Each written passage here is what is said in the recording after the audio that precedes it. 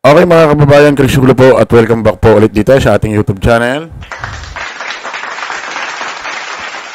Okay mga kababayan, pag-usapan ho natin, actually ngayon ko na lang ulit nako-content itong taong ito eh.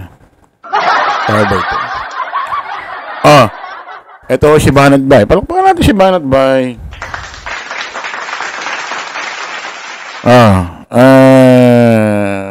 Parang masasabi natin, ito si Banat Bay, parang ito yung pinaka-pinuno nila dyan sa kabila, eh, no? Sino ba pinuno ng fraternity tuloy? Sino ba pinuno ng ano nyo, grupo nyo dyan? Pag-usapan din ho natin, itong kanyang pinagtatanggol, no? Si dating presidente ho ng Pilipinas, sa kasamaang palad. Walang iba, kundi ho si dating Pangulong Rodrigo Roa Duterte. Palakpakan natin! Ganda ng introduction ko sa inyo, ha? Baka magreklamo pa kayo. Ito si Banat Bay, may pinapauso, ano?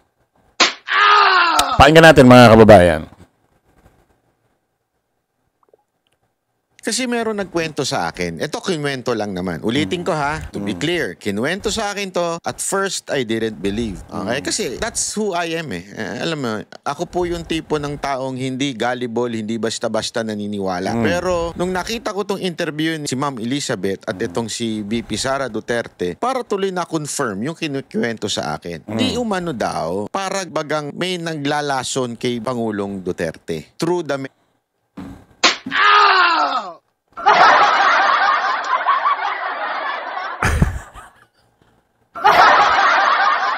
Ang ganda ng pasok eh, no? Ang ganda ng intro. May nagkukwento sa akin. Alam niyo naman ako, hindi naman ako agad basta naniniwala. Pero nung napanood ko tong interview ni sino ba yung napanood ng interview? Si Hanelet ba? Basta sa isang interview daw. Mukhang na-confirm yung kinukwento sa akin. Lupit ng parang hindi mo naman kung ma-acting o hindi mo. Okay, tuloy natin ha. Explain natin to sinasabi niya, okay. medicine. Yun ang sinabi sa akin. And because of that, bumagsak yung katawan ni Pangulong Duterte. And we saw that. Nakita natin yan during sa kanyang presidency. Nakita natin talagang alaki ng after nung from the beginning. Kasi naalala ko nun eh, nung campaign, malakas siya. Nakakatatlo, 4 na sortie kami nun sa isang araw, 2016. Pero nung pagkatapos niya, talagang bumagsak yung katawan niya. Again, wala po tayong tinutukoy na tao. This could be accidental or this could be intentional. We do not know. Okay, explain natin mga kababayan. Ay, karapatan naman ni Banat Bay magtamang hinala. Utak niya yan. Ito kasi mga kababayan, nagsimula itong istoryang ito, itong usaping ganito. Nung dumalo ho yung dating asawa ni Digong, dyan sa Dahig, ito si Elizabeth Zimmerman. Nung lumabas siya, pumasok siya doon, paglabas siya, nagpa-interview siya, sabi niya, si Digong daw, dati niyang asawa, butot balat na lang. Si Digong. Ang sabi ko naman, kailan ba huling nakita ni Elizabeth Zimmerman si Digong? Bakit parang gulat na gulat siya? Actually, bago mahuli si Digong, maaresto ho sa Pilipinas. At nandoon siya muna sa Hong Kong. Di ba? Nag-Hong Kong muna sila eh. Di ba? Bakit siya na-entablado na mikropono? Umarap siya sa mikropono, sa entablado doon sa Hong Kong. Tapos, di ba, minumura-mura pa yung ICC, di ba? Pagpunta niya doon sa pag-uwi niya na Pilipinas, doon sa Villamor Air Base, nung aaresto siya ni General Torre, payat na siya doon eh. Ilang taon na ba si Digong? 80 years old? Pero bang 80 years old na mataba? Diba? Karamihan naman na nakikita natin pagka talagang 80 years old na, payat na talaga. Butot balat na talaga. 80 na yan eh. Diba? Ang importante, humihinga. Ano ba gusto nyo? Si Digong, pag nakakita dun sa kwarto, dun sa Dahig, ano gusto nyo? Butot balat? Kalansayat balat? o puro kalansay? Ano gusto nyo? Butot balat, kalansay at balat, o puro kalansay? Mamili kayo. O ngayon, nung nagkwento ito ngayon si Elizabeth Zimmerman, sa kanyang interview, marami nang sumakay doon. Ginamit na naman itong propaganda. Especially niya ni Bayo. Ni Bayo, sorry po. Ni Mr. Roque. Ginamit ng propaganda. Yes, butot balat, ano nang mangyari. Tapos ang title na ng live ni Harry Roque, Huling Habilin. Isipin mo, nag-title lang Huling Habilin. Paano mo nasabing Huling Habilin yan? Nakita mo na ba ang hinaharap at mamamatay na ba si Digong? Paano mo nasabing Huling Habilin? Tukmol din itong bayot na... bayot. Tukmol din itong lalaking ito eh. Okay, according dito naman kay Banat Bay, meron dating nagkwento sa kanya, hindi niya naman daw basa-basa pinaniniwalaan. Pero nung may napanood siyang interview, mukhang na-confirm daw yung kwento sa kanya.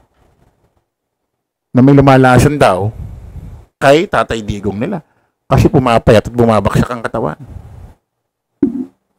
Mga kababayan, pag nilalason ba ang tao, pumapayat? Meron bang nilalasong pumapayat? Alam ko, pag sinabing nilalason, namatay. Ay, sige nga. Sige nga. Paki-explain nga. Diba, pagka nilalason, patay yun. Kung talaga nilalason yan, ba't buhay pa hanggang ngayon? Anong klaseng lason yan? Pinatatagal? Inuunti-unti?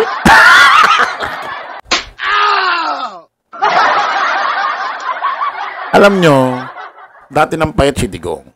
Sabihin na natin, sige, sakyan natin, given. Lalo siyang pumayat nung nandoon siya sa detention center ng ICC. Naturalmente, mas lalong papayat yun. Bakit? Unang-una, yung mga practice na ginagawa niya rin sa Pilipinas, di niya na nagagawa doon. Pakikipag-usap sa iba't ibang tao. Yung kalaban mo, yung mental health, lakas magpabaksak ng katawan ng tao yun. Tanong nyo sa mga doktor. Kahit maganda ang kwarto mo, pasilidad mo, aircon, kahit ano pa, yung wala kang nakakausap, hindi tulad dati na nagagawa mo, malakas kalaban ng mental health yan. Yung tinatawag na buryong. Nabuburyong ka. Umaga, tanghali, gabi, wala kang ibang nakikita kundi yung kwadrado mong kwarto. Malakas magpabaksak ng katawan yun. Mental health. Kaya yung sinasabi mo, Banat Bay, na ngayon mo na-confirm na mukhang talagang nilalason si Tatay Digong nyo. Kung dati nang nilalason yan, patay na yan. Diba? Pero bang nilalason, unti-unting pumapayat, unti-unting bumabaksak yung katawan. Pag ang isang tao nilason, patay. Wala nang payat-payat yun. Mali yung logic na sinasabi mong nilalason, kaya pumapayat, bumabaksak ang katawan. Hindi paglason ang tawag doon. Pag ang isang tao nilason, ang mindset niyan, mamatay yung tao, hindi para pumayat at bumaksak ang katawan.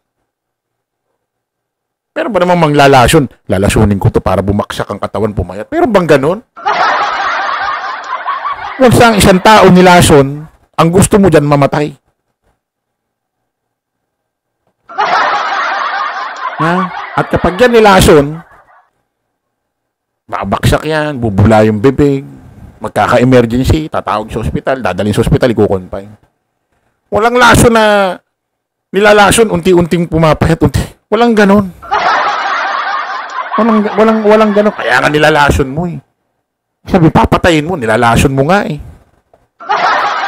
So yung ganyang klaseng katwiran, paliwanag mo diyan sa pagkakaintindi mo sa lason, mali. Naintindihan mo? Banat Bay? Na-explain niya eh. Ulitin natin. kwento sa akin. Ito, kinuwento lang naman. Ulitin ko ha, to be clear, kinuwento sa akin to. At first, I didn't believe. Okay? Kasi that's who I am eh. Alam mo, ako po yung tipo ng taong hindi gullible, hindi basta-basta naniniwala. Pero, nung nakita ko tong interview ni si Ma'am Elizabeth at itong si VP Sara Duterte, para tuloy na confirm yung kinukwento sa akin. Di umano daw, para bagang may naglalason kay Pangulong Duterte. May nagkukwento rin sa kanya dati. Nilalason si Tatay Digong nila, hindi agad siya naniniwala kasi hindi siya basta-basta naniniwala. Pero nung napanood niya yung interview kay VP Sara or kay Kitty Duterte ba or sino ba ito? Si Elizabeth Abansenya, mukhang confirm, mukhang nilalason daw. Ang isang 80 years old, matanda. Pag nilason mo, tatagal pa. What the? 80 years old, nilason mo, tatagal pa? Nilalason yung matanda, 80 years old? Hindi mamamatay, papayat lang? Babaksak lang ang katawan, nilalason? Ano yun? Anong klaseng ba? Ito ba yung vlogger na pinanonood nyo? Ha? Ito ba yung vlogger na pinanonood nyo? O nasanay na lang kayo? Meron palang ganung manlalason. Ang mindset mo, pumayat yung tao at bumaksak ang katawan. Putik, pag nilason ka, ang mindset na naglalason sa'yo, mamatay ka na agad ng araw na yun.